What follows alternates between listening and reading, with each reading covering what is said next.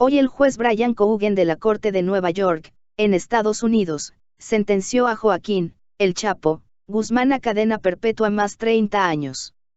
Por 10 cargos que tienen que ver con crimen organizado, conspiración y comandar una empresa criminal por 25 años, luego de que en febrero pasado se le declarara culpable de todos los cargos que la Fiscalía le imputó. El Tribunal de Nueva York que llevó el juicio contra Guzmán Loera pospuso para hoy la sentencia contra el líder del cártel de Sinaloa, que originalmente estaba establecido que la lectura se diera el martes 25 de junio.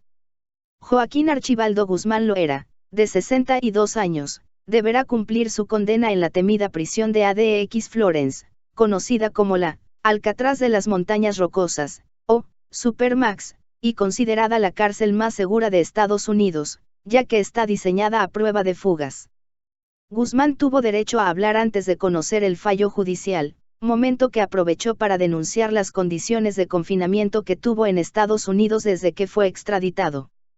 Me han torturado las 24 horas del día durante 30 meses, afirmó, para después, al final de su intervención, decir que no se ha hecho justicia con él, en referencia a la conducta del jurado. También criticó al juez por no haber permitido un segundo juicio. Aquí no se hizo justicia. EU no es mejor que otros países corruptos a los que este país no respeta, concluyó.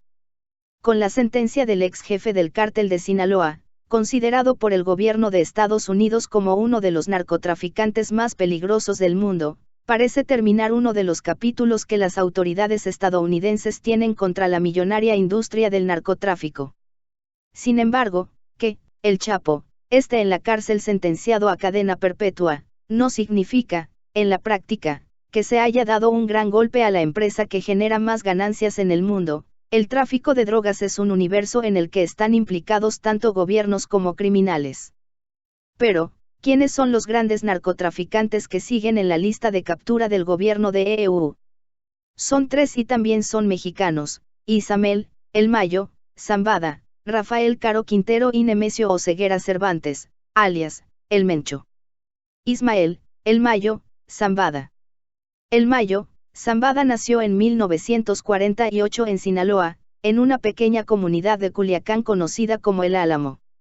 Unos dicen que el día 1 de enero, otros que el 7.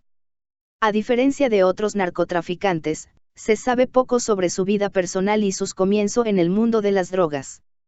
¿Cómo se inició en el narco?, le preguntó Julio Scherer, reconocido periodista en la entrevista de 2010. No más, le respondió Zambada. No más, insistió el periodista. No más, dijo El Mayo. En la librería del Congreso de Estados Unidos hay registros que lo describen como un ex granjero con un amplio conocimiento agrícola y botánico, que aprendió cómo enganchar su negocio al de otras organizaciones más grandes, para involucrarse en el tráfico de drogas. De sus primeros vínculos con los grupos que dominaban el negocio de las drogas, se dice que comenzó en la adolescencia, a los 16 años tal vez, protegido por 2 grandes capos, Ernesto Fonseca Carrillo, Don Neto, y Miguel Ángel Félix Gallardo, el jefe de jefes, o El Padrino, los 2 fundadores del Cartel de Guadalajara, la más importante organización criminal en los años 80, a la que pertenecía también Rafael Caro Quintero. Desde entonces, por las investigaciones de la DEA en México, las autoridades estadounidenses ya habían identificado a El Mayo como un importante traficante. Pero su ascenso se aceleró a partir de la caída de los 3 hombres fuertes del Cártel de Guadalajara, encarcelados por el asesinato del agente de la DEA Enrique, El Kiki, Camarena. De hecho, de las entrañas del Cártel de Guadalajara nacieron el Cártel de Sinaloa, que encabezarían El Mayo, El Chapo y El Azul, José de Jesús Esparragosa, el Cártel de Juárez, de los Carrillo Fuentes, y el Cártel de Tijuana, de los Arellano Félix. Rafael Caro Quintero. Su nombre por sí mismo ya es leyenda. Rafael Caro Quintero, conocido como el narco de narcos, es uno de los 10 hombres más buscados por la Oficina Federal de Investigaciones, FBI. Se le acusa del asesinato del agente de la DEA, Enrique Kiki Camarena Salazar, y de su piloto Alfredo Zavala Avelar, en 1985. El narcotraficante mexicano es, junto con Miguel Ángel Félix Gallardo y Ernesto Fonseca Carrillo, el fundador del Cártel de Guadalajara, que durante la década de los 70 llegó a concentrar la mayor distribución y sembradío de drogas en México. Como casi todo narcotraficante mexicano, Caro Quintero nació pobre. El sitio que lo vio nacer un 24 de octubre de 1952 fue Badiraguato, Sinaloa, tierra que también dio a luz a Joaquín, el Chapo, Guzmán. Siendo tan solo un adolescente se enroló en el mundo del narcotráfico, pues es sobrino de Lamberto Quintero, otra leyenda del crimen organizado. La sangre que corre por sus venas es la misma que la de Amado Carrillo, conocido como el Señor de los Cielos, pues eran primos. Y por si esto no fuera suficiente, Miguel Ángel Félix Gallardo fue su padrino.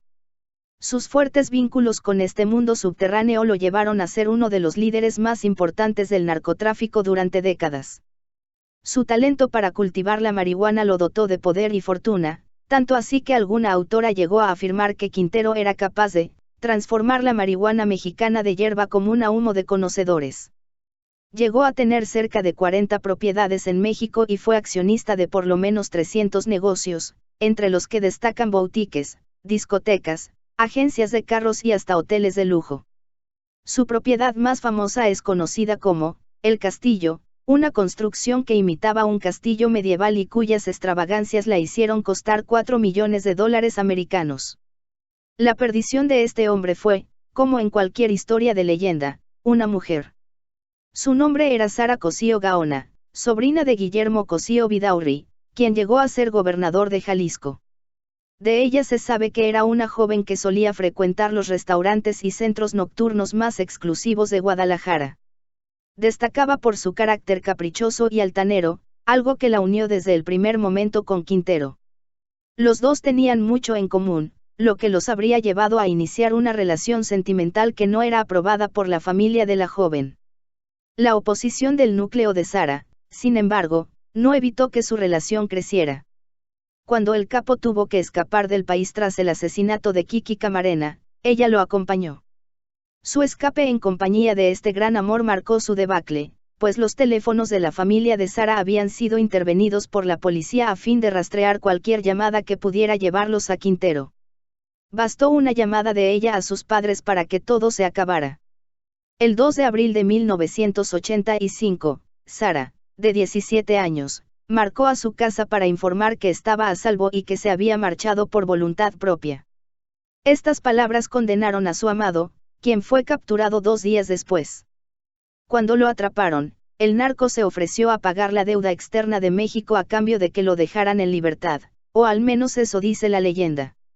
Su ofrecimiento no fue suficiente, fue encarcelado 28 años, hasta que en 2013 un juez le otorgó la libertad por inconsistencias en el proceso.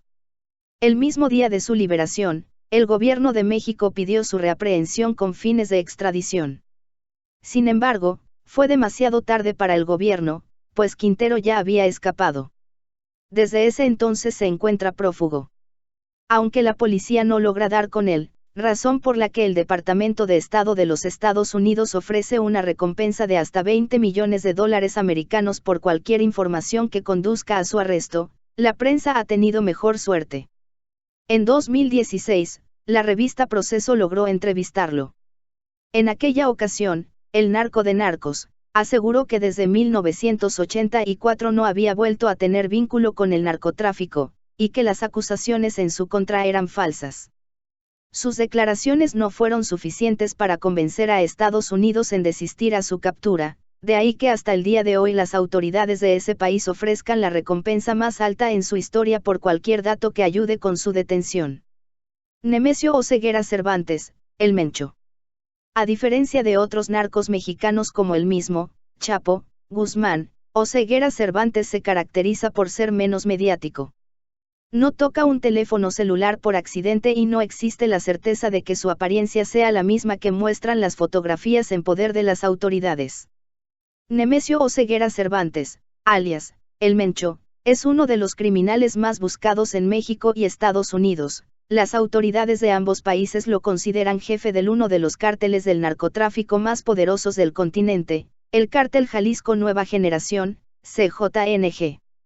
La Procuraduría General de la República, PGR, ofrece 30 millones de pesos mexicanos, unos $1,5 millones, para quien ayude a capturar al hombre que señalan por delitos de delincuencia organizada y otros.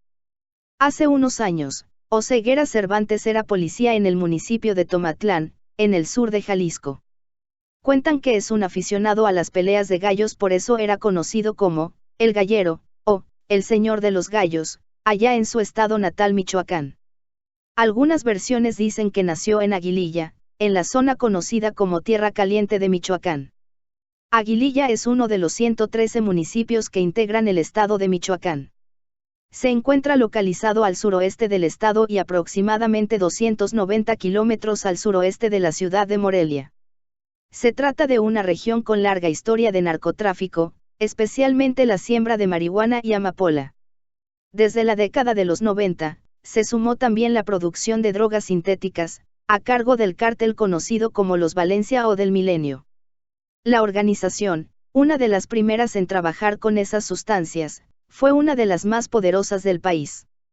El Mencho se unió al cártel en aquellos años y, junto con su cuñado Abigail González Valencia, el Queenie, heredó parte de su estructura a finales de la década pasada. Para ese entonces, el grupo criminal tenía una alianza con el cártel de Sinaloa, que se dividió en 2010 tras la muerte de uno de sus fundadores, Ignacio Nacho Coronel. A partir de ese momento nació el CJNG. En febrero, Alfonso Paros, analista en temas de narcotráfico, dijo a Infobae México que el Mencho puede incluso viajar en transporte público y con poca seguridad ante la falta de imágenes suyas actualizadas y cirugías estéticas que lo ayudan a pasar desapercibido ante las autoridades. El primer punto de la estrategia de Estados Unidos fue fincarle 15 cargos, relacionados con tráfico de drogas, a otros 14 integrantes de su organización, incluido su hijo Rubén Oseguera González, actualmente preso en México en una cárcel de máxima seguridad.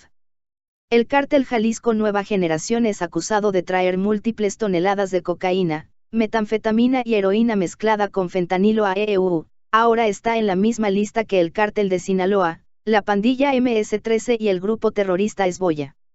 Más información en el blog del narco.com.